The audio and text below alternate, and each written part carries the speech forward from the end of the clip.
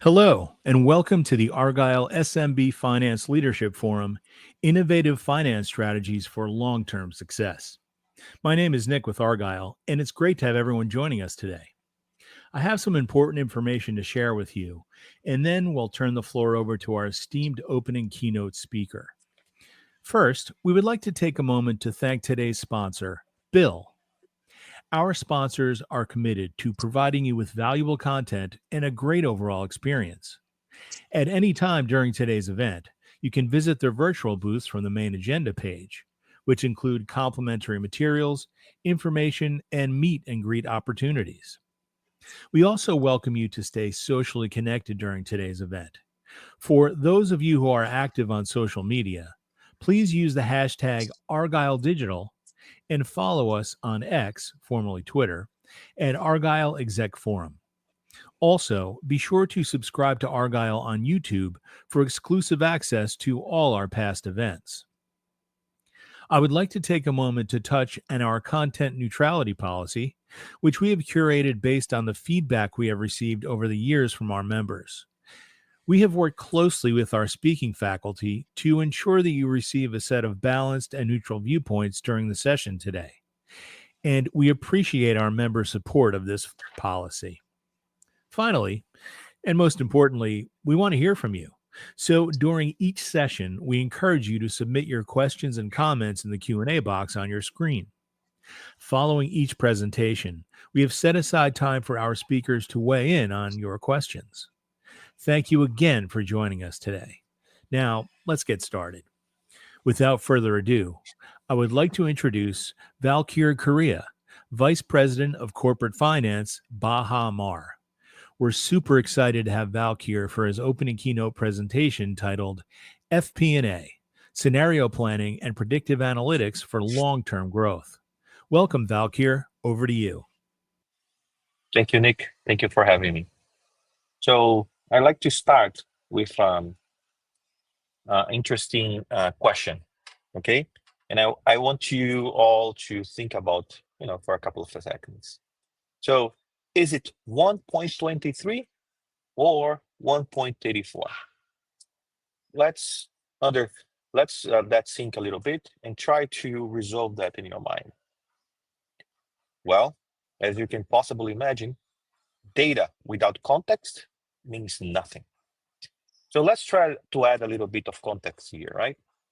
Imagine that I tell you now that for the last 5 months, the spa department, it's averaging between 1.34, 1.5 productivity in terms of massage and treatments, okay?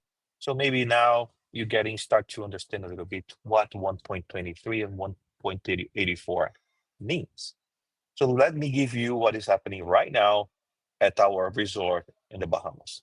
So we have a lot of interesting conversations right now to try to determine what is the productivity index, right, for spa in that resort.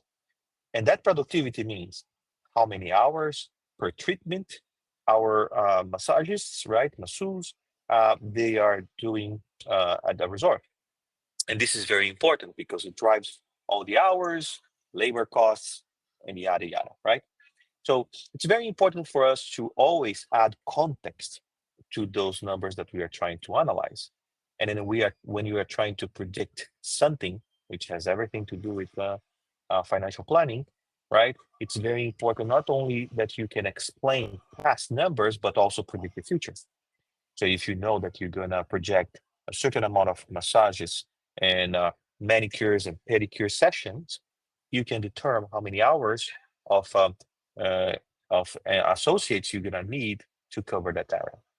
So this is just a little bit of understanding that I want to give you guys, because again, data without context means nothing. It's garbage. But I also want to point to you in a very specific concept about the hidden secrets of the data. So things that are unknown for us, right? And those are very problematic. So I encourage you to pay attention to this presentation, and let's figure out how can you uncover those specific situations. Nice to meet you. Like Vic said, my name is Valkir. Here are a couple of ways to get in contact with me. It would be a pleasure to know you more. Nice to meet you.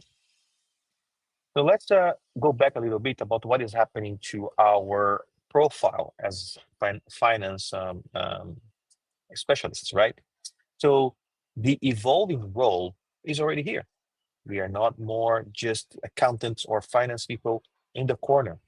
We are now, this role is evolving. Okay. Of course, it's not about reports anymore, right? We are becoming those strategies specialists. And it's very important for us to understand that. So let's remember, right, what happened when you are not close to your operation, when you are not close to your people. Okay. Understand what happened. Who remember Blockbuster, right? I used to rent all these different movies in that place, but something was brewing, you know, in the market, and there was a lot of indicators there. Blockbuster decided to just, close their eyes for the evolution that was happening. They could be the ones leading this revolution, right? The streaming revolution, and but they just missed it. And then that image there, right, is a concept that I'm going to explain. And the next slide that I want you to pay attention. When something it's unknown to you, right, that's when you need to be very, very attentive. And the reason is because sometimes you are just blind because of your ego. Sometimes you are blind because you don't like to talk to people. Maybe you don't have the right interactions in department interactions. Maybe you don't have that presence.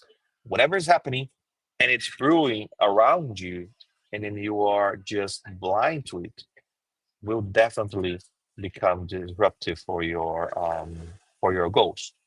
Okay, so Netflix came around and took over, and Blockbuster has no way to gain competitive advantages anymore.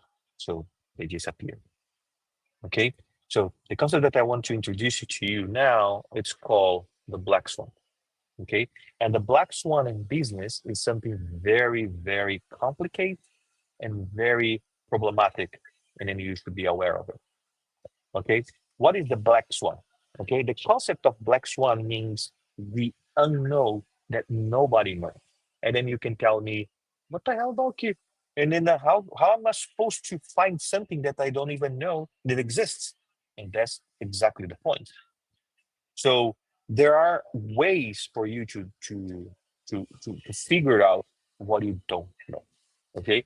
And as finance people, sometimes we get ourselves in deep waters because we are just concerned about all the things that we do.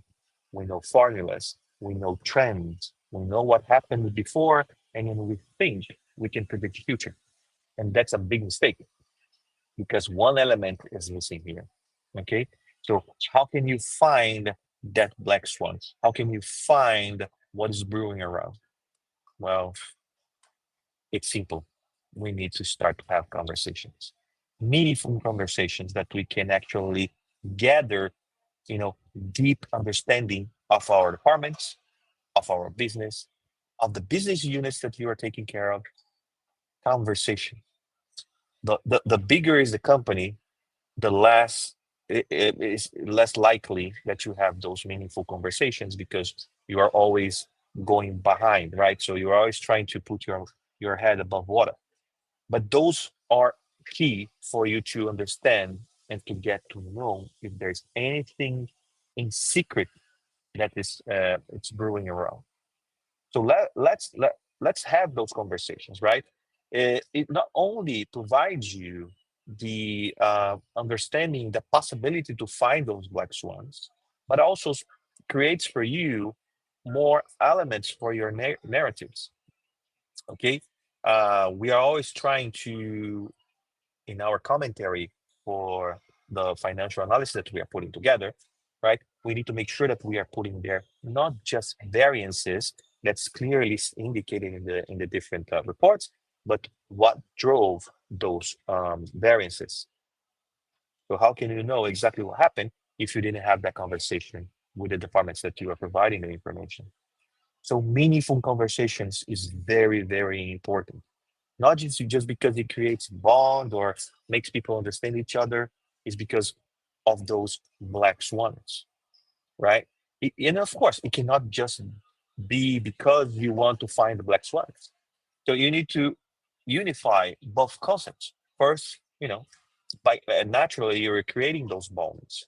You are creating those connections with the departments that sometimes just see you as title, right? It's important for you to go, like I did with my spa department, and sit down with a nail specialist and just have a conversation, right? I pay you a coffee, teach me your business.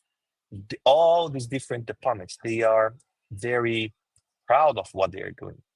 And the more you know what they are their struggles and then how they are operating the departments, the more you will have elements for you to build your scenarios and to be able to, you know, deploy different strategies in case something happens.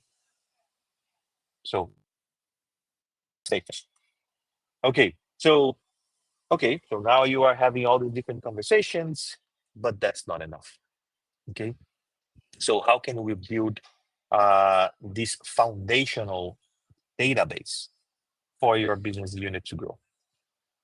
Okay, and then for you to be able to create all these different scenarios. And then here, as you can see, I brought a picture of a bamboo forest, and I want to tell you a little bit about this very nice stories that I heard about. Um, so the bamboo, right? When you try to plant the bamboo trees, a plant, right? And then you put the seed, and then you start to water. You know, um, it takes a long time for them to create the necessary foundation for growth. And look how interesting is this story, right? So the bamboo trees, until they have a very solid, a very powerful root system, so they start to create all these different connections, they feel the soil, right? And if they are weak in a specific spot, they go in and they start to grow all these different root systems around.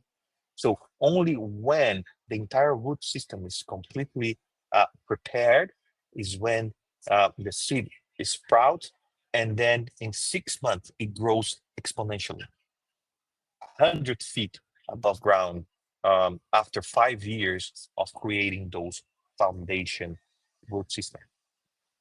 How can we translate this story back to our reality? Like the bamboo tree or bamboo plant, right? It's very important for you to figure out what is your foundation data strategy, your foundation knowledge. Okay. Everything that you do needs to be with that mindset. Why? To avoid hallucinations. Every time you have hallucinations in some sort of tool trying to predict something for you, the reason is because your foundation is broken. Remember, garbage in, garbage out. How can you avoid this type of situation? It's very simple. You need to work your foundation. And in the foundation, not only about data, right? What relevant data you are bringing into your models. Are they really relevant? Are they really curated? Are you bringing noise to your model? So how is that working? You need to pay attention for it. Sometimes you just want to bring different reports, right? So you bring this report, that report, and then you keep adding all these different um, that you think is foundational data for your modules. And then what it ends up happening is that you are just creating a lot of garbage in. So before you bring any type of relevant data to your database, to your module, the first thing is making sure that you are polishing it. You are creating your root system. But not only that, your conversations, your one-on-ones with your department heads also becomes part of this foundation strategy. Very important. Very important that you take care of this an immense part of your strategy to build smart modules. Okay. And then here's the thing, I participate in many forums. This is one of them that I bring contribution, but I'm also part of an initiative, a consortium about AI. And then one of the big topics today is data governance, right? Data curation, data relevance. AI hallucinates when you don't have those foundational data properly done. And again, why the conversation with the head of department matters, because then you can bring those elements into your reality. Look what happened with the spa, the story that we were talking about. Now we know, based on sales, on the different types of massage that they have, right? It's not just a historical average that determines that 1.3 or 1.4 or 1.5. That's not how you do it, right?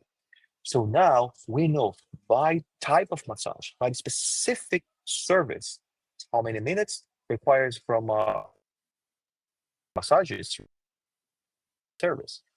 But look how interesting. Talking to them, we know that an 80-minute session, 80 minutes, you have what they call shoulder time. There is preparation time and there is cleaning time, right? So the next guest can be served. But not only that, don't you think someone's gonna be really tired after 80 minute massage? So we also need to add another 10 testing time.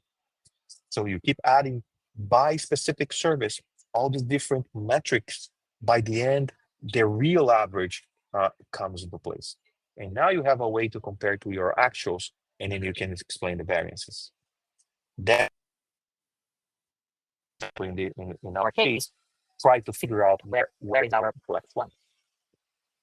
In our case, for example, we are averaging in real, like real hours divided by the numbers of massage, we're averaging with real punching time 1.6, but the actual productivity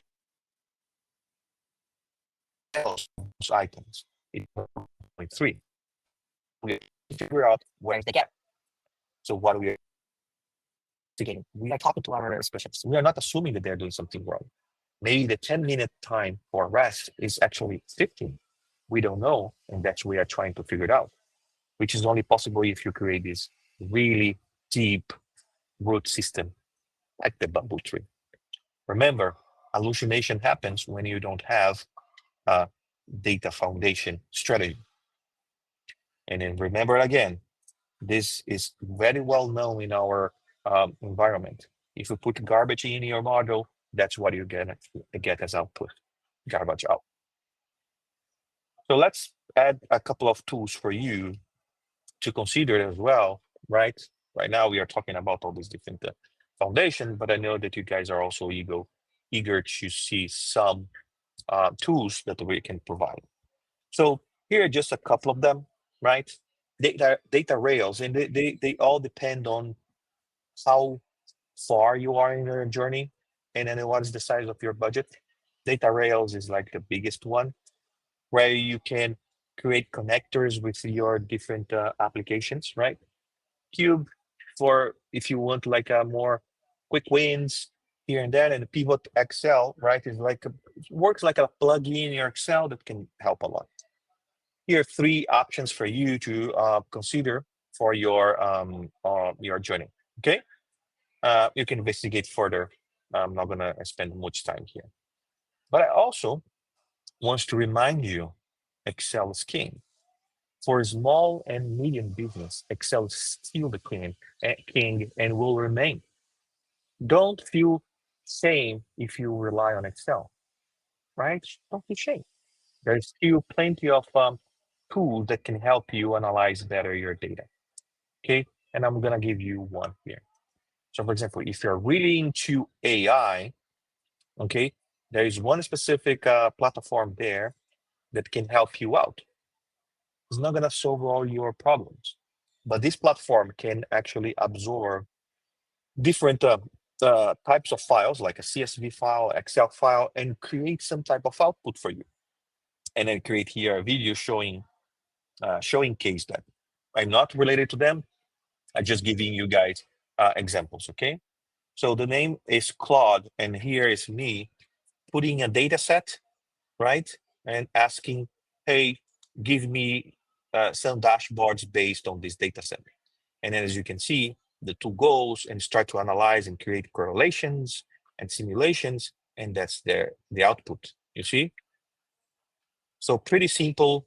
Claude, there is free plan, there is the paid plan, right? The only thing that I ask you deeply is for you to be careful on how you set up your account.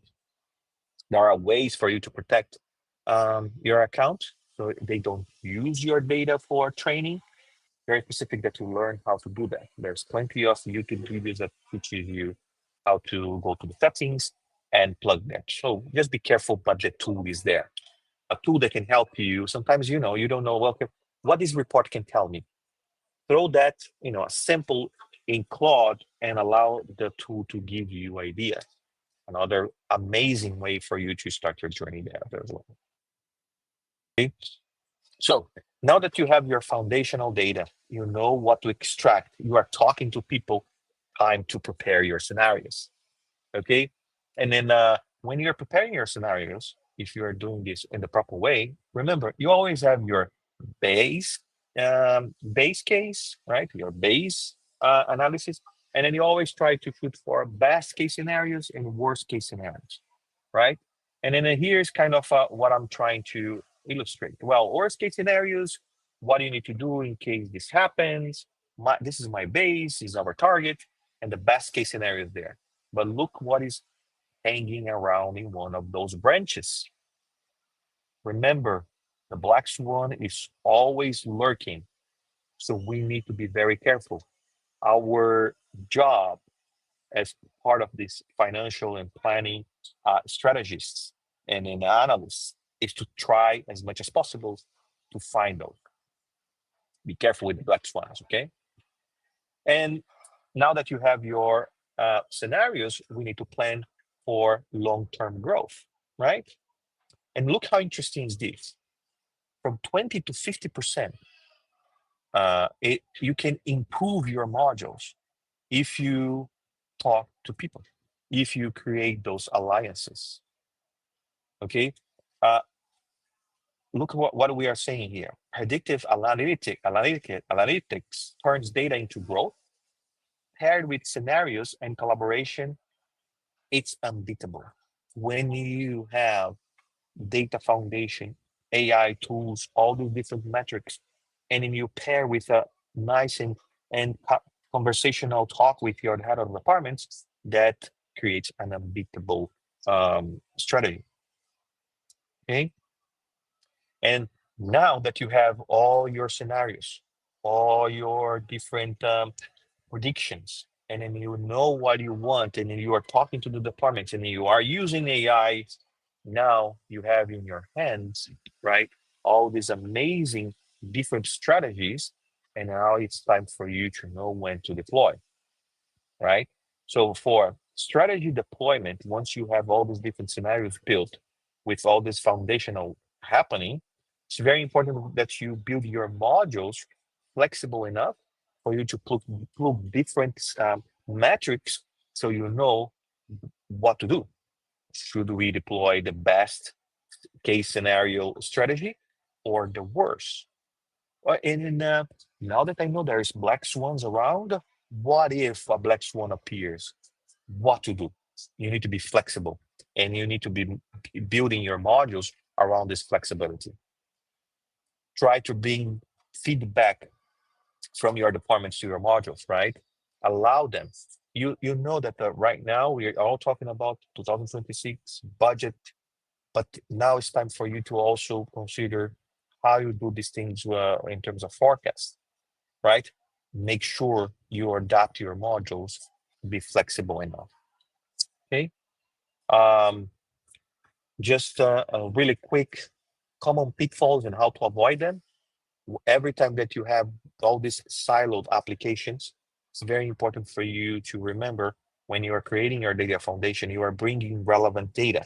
You are getting out of the siloed applications so you can avoid these hallucinations, right? Ignoring black swans creates disasters. Remember, they exist and they are there.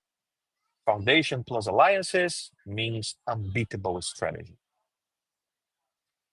So, in summary, what we're saying is creating a base, a foundation. Remember the bamboo story, right? With your business partners. You create all these different scenarios with always in mind the black swans are around and lurking. Okay. And then once you have that thing together, building something that I call strategy deployment. Be ready in case of. Okay. Best case, base case, worst case, and remember the black swan. Be ready with your flexible models so you can deploy your strategies accordingly. And with that, I thank you very much. And I'm going to be open for questions. Thank you. Great. Thanks, Valkyr. Here's a question from the audience. How can SMB finance leaders best leverage AI powered insights to improve cash flow visibility and accuracy in budgeting and forecasting? Right. So it's all based on those conversations. Okay. So AI is just a tool. It's not going to solve all the problems. What is going to solve your problems if you talk to the problems? Once you get to understand that, in the example of the spa that I gave, right? How can I know my cash flow if I don't even know how I'm going to spend based on the massage? Right? How can I source the department to be successful if I have a backlog of therapists that cannot source the massages, right? So all these affect your cash flow. AI is not a solution. AI is a tool that can improve based on all those elements that we just discussed. All right, great. Here is another question. What are some common mistakes SMBs make when implementing predictive analytics, and how can they be avoided? Sure. Remember those four possibilities: best case, base case, and worst case. Those three, you're already ahead of your game. Okay. Oh, but it's too complicated. It is necessary, especially for small and medium businesses. Okay. It is necessary because you guys need flexibility on strategy deployment. So those three always necessary. Always aim for those for those three possibilities, and then be in the lookout for the black swans. They are lurking. So if you know those scenarios and then you are ready, because you're constantly talking to your departments and getting the feedback into your modules again, I'm pretty sure you're going to be much more ready. Great. Here's another question. Looking ahead, how do you see the role of FP&A evolving in shaping overall business strategy for SMBs? Yeah, it's already happening. And then this is the beautiful part of it, right? AI is allowing us, financial specialists, financial enthusiasts, and leaders, to finally get our heads above water. And then with only that possible, just the head above water, imagine what we can do if we get ourselves completely out of water. But just the head, we are already seeing further. Look, uh, who at Bahamar, we have a lot of automation. And now I can talk to the spy specialist. I can have meaningful conversations to understand their productivity. And then we are adding all the different strategies. For example, another example that we have, lifeguards around our pools, right? Bahamar is a resort in the Bahamas. So our lifeguards, we are having a very complicated situation with the closing shift. Nobody wants the closing shifts because it's too hot. So now we are seeing how can we source, right, with water or some type of cooling system. Because imagine if you are in the resort that there is no lifeguards. That's a black swan. We found it. How? Having those conversations. Great. And I think we can sneak in one more question. Awesome. How can finance leaders build teams that are both adaptable to market shifts and aligned with long term business strategy? Yeah, that's very important. You see how how I'm passionate about this. So we start to have having different profiles at your department. There are people that is really good in data. There are really people that likes to teach. There are people that's more conversational. So diversity of this type of professional is very important in finance. And having those with some type of a humbleness in them. Conversation, guys. Conversational, meaningful talks with the department.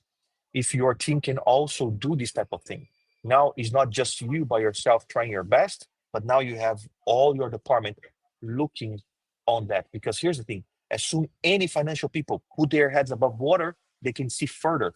We have a lot of power in our hands because we see further when we are allowed to do it.